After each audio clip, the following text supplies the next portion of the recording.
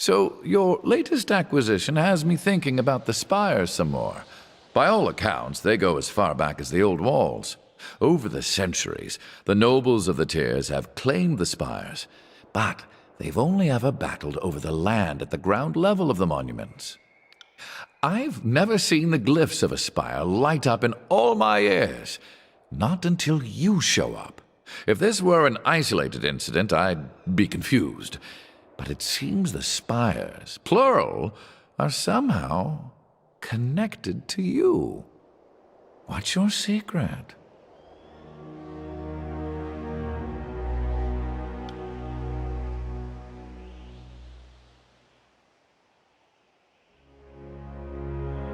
My mind is going back to Ascension Hall. I wonder if Graven Ash or Narot had claimed it as their own, would the spire come alive for either of them the way it did for you? Ah, such a clever child. I can't imagine the Overlord would ever carelessly word an edict. You are right.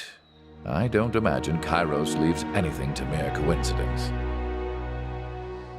If you're asking if Kairos built them or controls them, no, they predate all mention of Kairos, and I'm sure if Kairos could control the other spires, that fact would be shamelessly flaunted.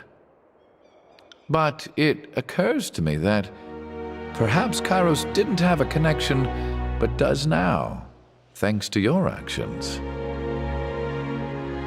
There are other spires, and I've heard of notable figures trying to build monuments atop or astride the spires, but nothing I've read matches the mystical connection you've made with the spire.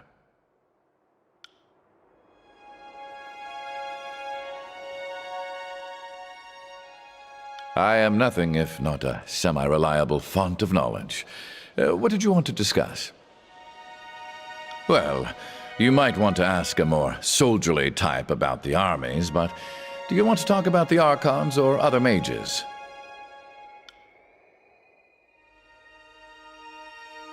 Ash has served with Kairos for a mere century, but he has been a reliable general and level-headed warlord. Certainly when compared to some of the more bloodthirsty Archons to serve under Kairos. I'm not saying the disfavored are merciful. I'm just saying I've read the stories of the Archon of Blood and know it could be worse. I know Graven Ash can defend his soldiers from far away. Ash's Aegis is the term us Arcanophiles have taken to calling it. Not surprisingly, Graven Ash is beloved by his troops. I mean, if Tunon could mystically protect you from cudgels and sharp sticks from leagues away, you'd like him more.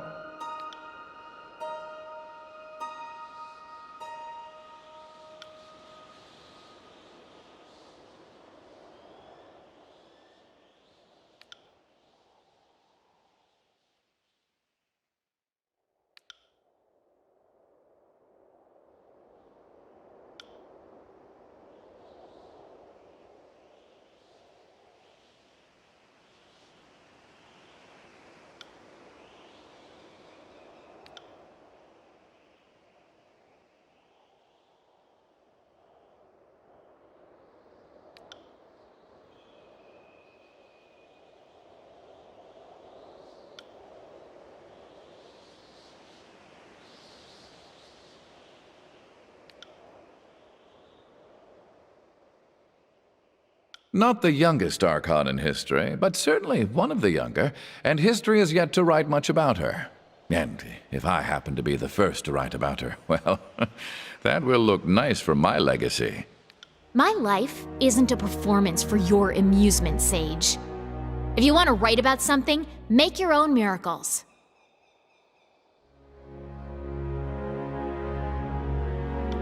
Flattered at the attentions of an old man who seems to fancy a little girl? If I wanted that kind of attention, I would have stayed with Narot.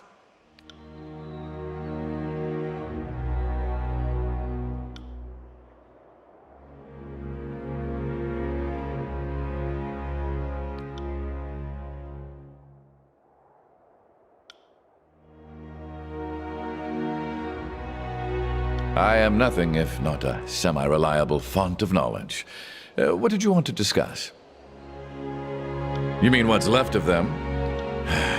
What would you like to know? The sages are archivists, academicians, and arcanists.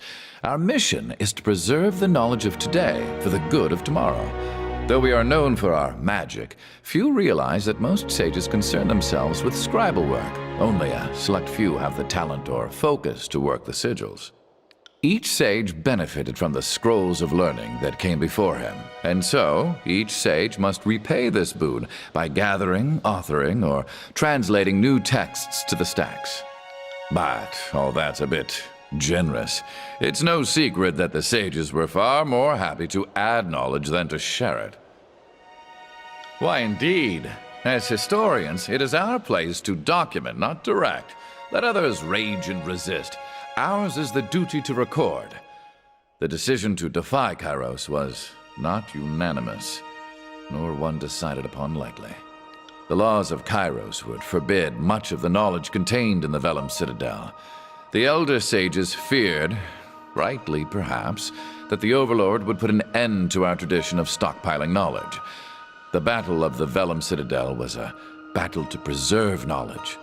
But our actions will be remembered as treason against the will of Kairos. The sages trace their days to a generation after 5 wives, when the first settlers moved west. The Vellum Citadel began as a scholastic retreat, slowly blossoming into the finest library in the continent across the generations.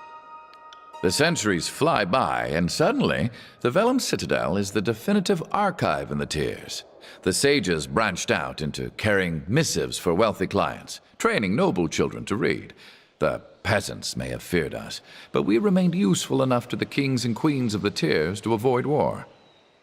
When Kairos came to the tiers, that's when our hubris came back to haunt us. The elder sages, the other elder sages, not I, believed our spellcraft was enough to ward off any siege. Well, we know how that turned out.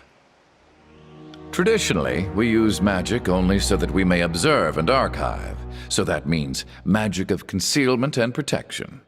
But, in truth, we have amassed a great wealth of knowledge. Before the Vellum Citadel fell, any given subject of magic had at least one sage practicing it. So you're admitting you had at least one agent of yours studying the magic of the Tidecasters?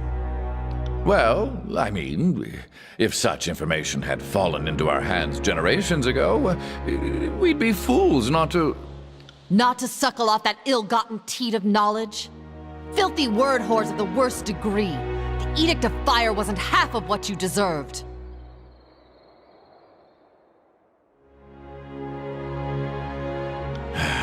What would you like to know? Of course. How can I help? Lethian was a merchant, fearless one at that. Takes a rare breed of profiteer to risk settling a corner of the old walls. These days, the settlement is bustling. The really displaced war refugees are the reason for the crossing's recent growth. You were the governor of this place for a time, right? That must have been an interesting experience. Care to discuss it?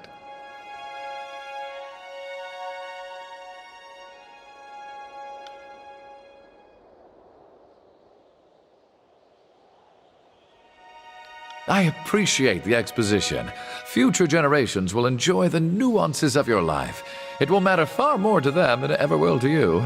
Such is the madness of fame. Of course. How can I help?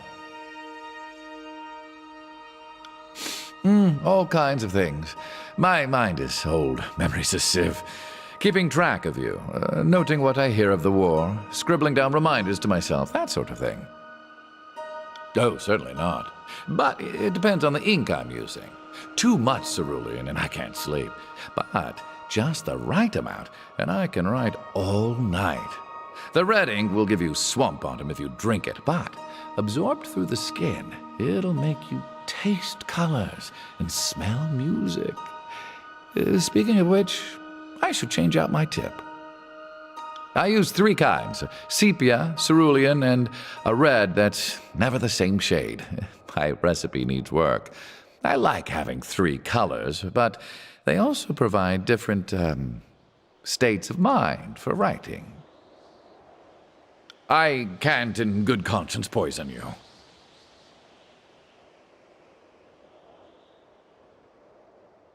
Oh, fine. The things I do to educate the youth. Here's how it works. The Reds give you a brief bout of synesthesia, great for writing music. Cerulean can unhinge me a bit, but it blocks out the cramps and anxiety. My sepia ink is perfect for quiet contemplation, also insomnia.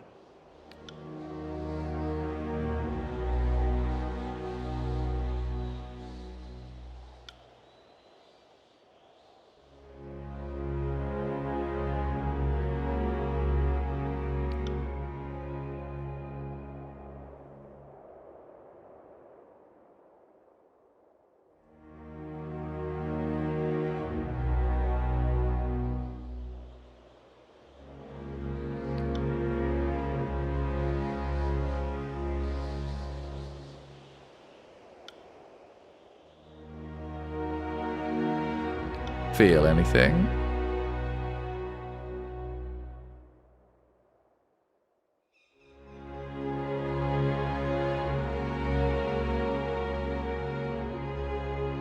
On second thought, I shouldn't be poisoning your young mind. That should wear off in just a moment.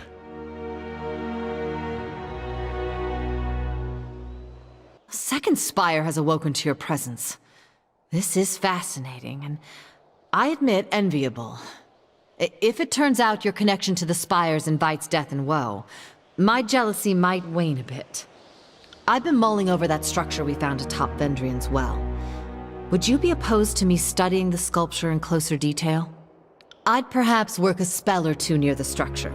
Simple cantrips of gravelight by which to read and inspect, but I will not poke or shove the thing in any way physical or mystical. Thank you. Next time we have a good moonlit night, I'd best settle in and see what sort of magic perturbations I can sense from the sculpture.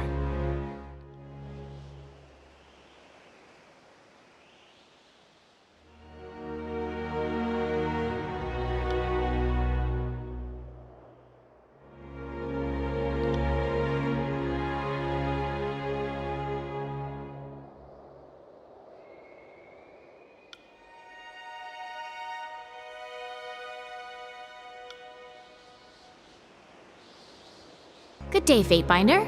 It's always nice to see you. What do you need?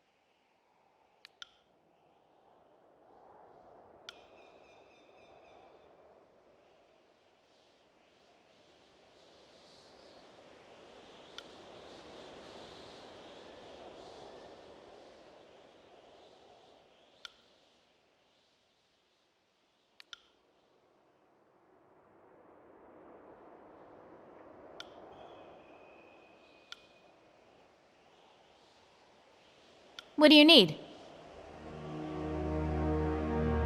Are we trading in gossip now, Fatebinder? Or are you collecting information to use against us? What do you want to know about? The walking ring pile? Let's hope you never have to go anywhere unnoticed. There's nothing particularly wrong with him, I suppose, but he doesn't seem overly bright. I mean, what kind of idiot do you have to be if you can't even take off your armor? Maybe he's pretty, but wrapped in that getup, who can tell? What was that you said? I couldn't quite hear you. It's okay, Barrick. I didn't say anything about anyone important. I'll admit he can handle himself in a fight, but he could use a little more up here. She's got some power in there, that's for sure. And as long as I'm crippled, I will, begrudgingly mind you, admit she could probably win if we were pitted against each other. Although I'm more than happy to give her a try. Are you game, Eb? Think you could take me out? I'm sorry, sweetie, I'm confused. Are you offering me a duel, or something a little more down and dirty? You know what I meant! Oh, don't worry, dear. You're far too young for me. I like someone with a little wear and tear on them, and not just up here. Though I suppose I should watch myself around her. You never know how people will react to a challenge. I'm jealous of him. I've heard so much about the Vellum Citadel, and he actually got to see it before all the unpleasantness. The sheer amount of power lost that day is only dwarfed by the amount of power required to cause the destruction, and the power to stop it. The sages have my respect. And, by extension, Lantry. Although, I'm not overly happy it was sage magic they used to bind my tongue when I was a child. I can hardly hold him responsible for that. How kind of you, my lady. It's heartening to hear that someone of your immense station considers a lowly sage like me to be worthy of your attention. Although not all sages are necessarily worthy of praise. Some are a little overly fond of excesses, of one kind or another. That bitch? I'd walk her off the spire if I knew I could get away with it. I don't know why you even waste your time with her. Oh, don't give me that look, Verse. I'm not gonna pretend to like someone I don't. At least you know where I stand. Subterfuge is so low class. Trust me, you manipulative worm. The feeling is mutual. And I find it ironic that you find subterfuge low class, considering how you get inside people's minds and fuck them over. If I could get away with it, I'd put a blade inside that pretty little head of yours and twist until your mind was as scrambled as those you invade. How vivid. She's rude, violent, base, impatient, and entirely pointless. You should keep much better company, Fatebinder. You asked me what I thought. I can't help it if the facts are painful to swallow. What do you need?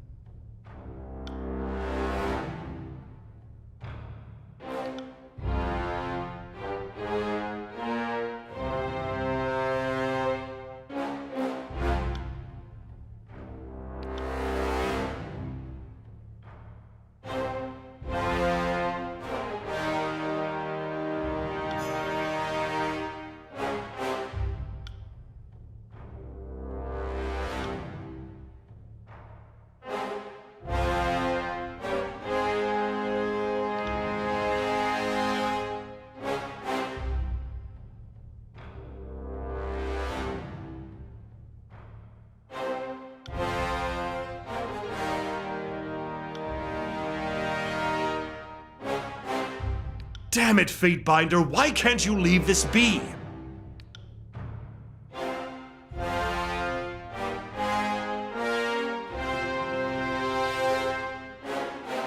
Fatebinder, you know as well as I that Tunon forbade this. I cannot be complicit. I have little confidence that Tunon will see it the same way, or that you will be able to shield me from his wrath.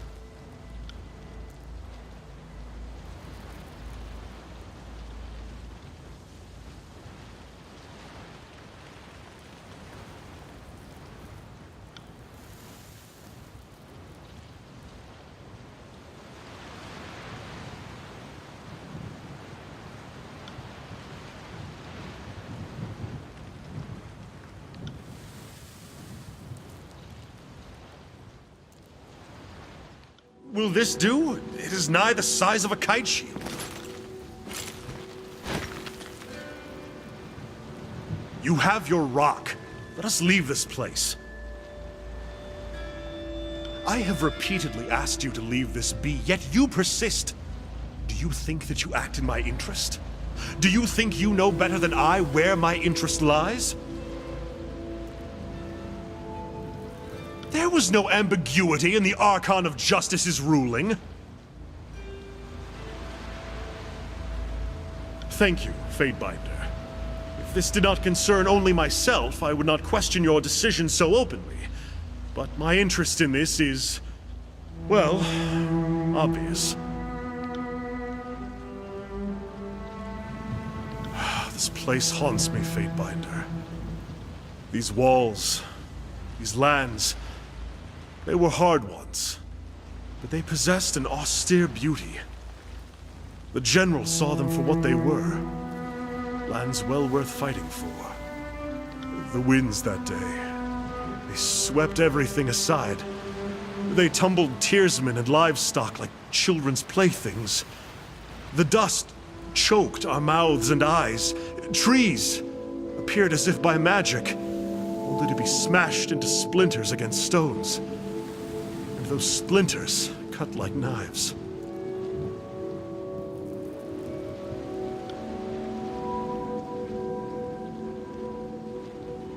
We were no fools.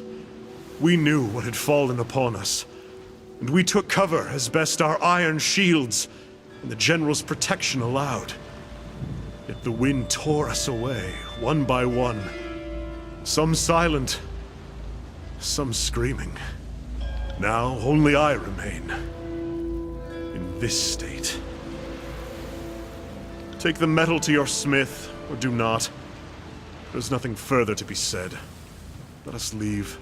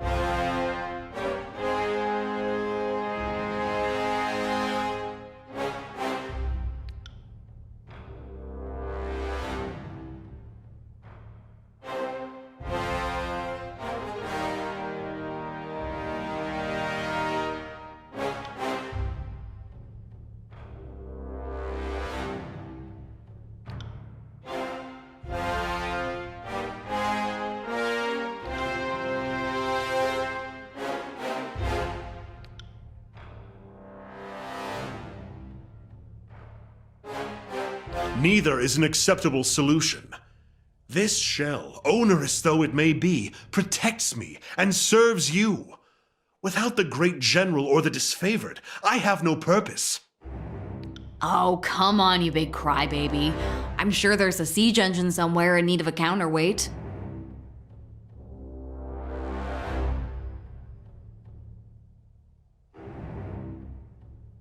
How comforting.